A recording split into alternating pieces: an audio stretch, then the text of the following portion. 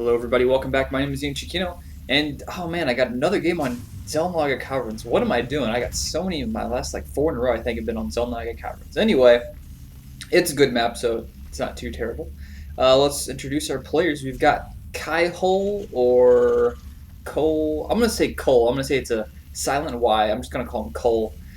So he's our blue Terran player on the top part of the map.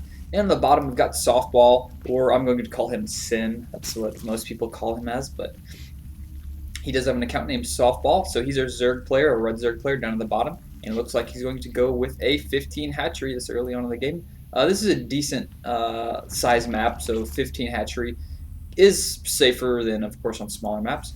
Hold on a second, I don't have any sound. It seems like it's really quiet.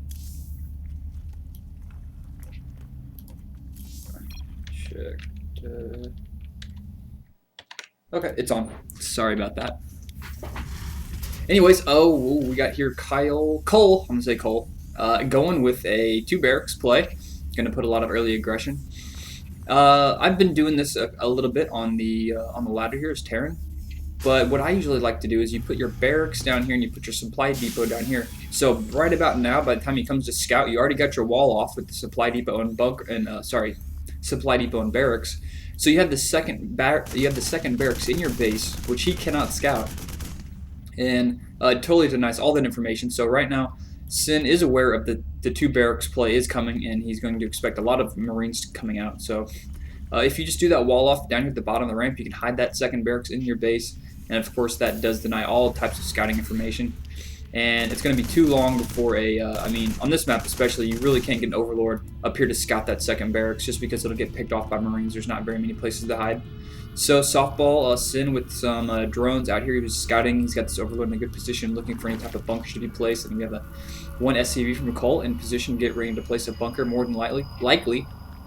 So he's pushing up, he's scouting, he's going to look around. Doesn't see much of anything. He's going to fall back, and he's going to put a bunker out of vision. He's probably going to slow push in here with these bunkers instead of actually going for a wall off. Maybe get a little bit of surprise on him. Do a really slow push in here. Maybe not commit too many resources to this attack. And hopefully he's going to expect Sin to maybe commit more resources than he does. Also considering he can sell his bunker and get that money back. Whereas if Sin decides to build a drone and then make a spine crawler like he is, it's 150 resources for each of those, and of course the lost mining time from each drone. So we have the slow push, slowly get in there, and he might lose that queen, probably not. Oh, that's too bad. He loses that SCV, and he's gonna have to cancel that unless he wants to bring another SCV from back home. But just applying just a little bit of pressure, he's caused both these spine crawlers to be made, a whole bunch of Zerglings to be made, and at the same time we got an expansion being popped up by Cole back in his base, completing that wall off the top of his ramp. And there's really not too much Sin has to worry about. As soon as he's spine crawlers, these Marines won't be able to do very much damage. He's quite a few Zerglings out, and he's basically our Terran player Cole is just trying to bait him back into this bunker and just take extra damage. But the spine crawlers do have a longer range than a Marine in a bunker. So if you get it up close enough in that 7 range, you can attack a bunker, and of course that'll cause Cole to have to fall back. And he's just trying to sneak around, but this spine crawler is in a really great position. He's going to be way too close, and his spine crawler is going to be able to protect his whole right side, and this one the whole left side. So really good spine crawler placement.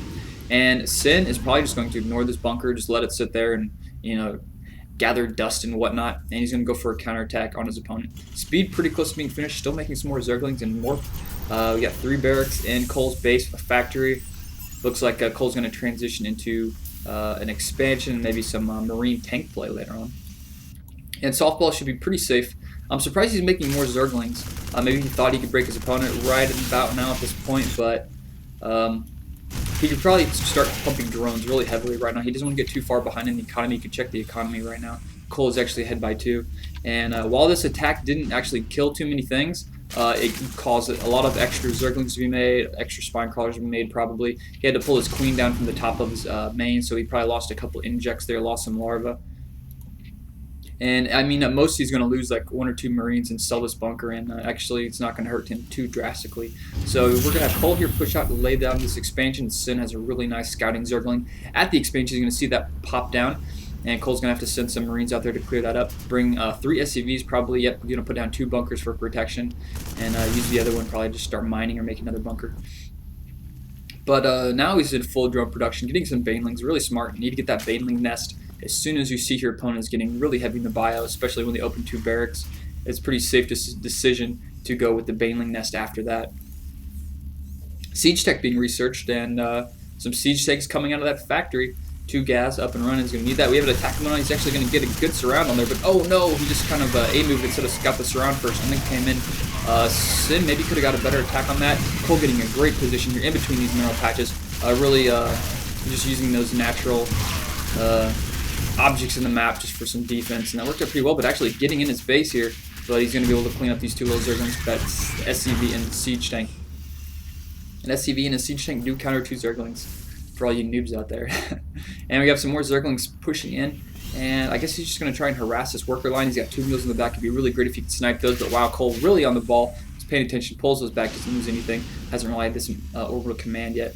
But as soon as this Siege Tank gets in siege mode finish, he should be safe for a really long time. Actually, wow, Cole pulling some Marines out, and maybe they're trying to chase down some Zerglings, but Sin making him pay, picking off those Marines, and just applying so much pressure, still making more Zerglings. Wow, setting up another hatchery, so he's making a macro hatchery.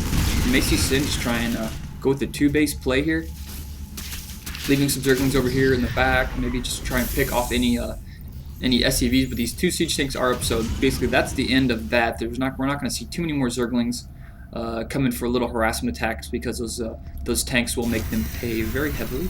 We've got 1 drone scouting around the back here, probably scouting for maybe a starport or something. There is a opening I like to do sometimes, and you do open with that 2 barracks play. You can do a 1 base transition into Mass Banshee. That can be pretty helpful, but he's opting to go for the 2 barracks into expansion play, which seems to be working out pretty well. Sin with a lot of Zerglings. How many Zerglings does he have out now? 48 Zerglings. That is a lot of Zerglings. He's clearing up his gold, probably going to take a 3rd, and he's actually got a 3rd down here at the bottom. He's probably going to maybe take a 4th pretty soon. He's got map control for quite a while, considering his opponent is getting this expansion up and running. He's only got 3 tanks out right now, and just a handful of Marines. 1 Marauder blocking this little bit of an entrance here, kind of focusing like a path through here, just a little bit longer of a wall off. Baneling nest is finished. We're getting that centrifugal hooks upgraded, get that baneling speed rolling. And what else we got going here? Double gas. Let's see, what is he building?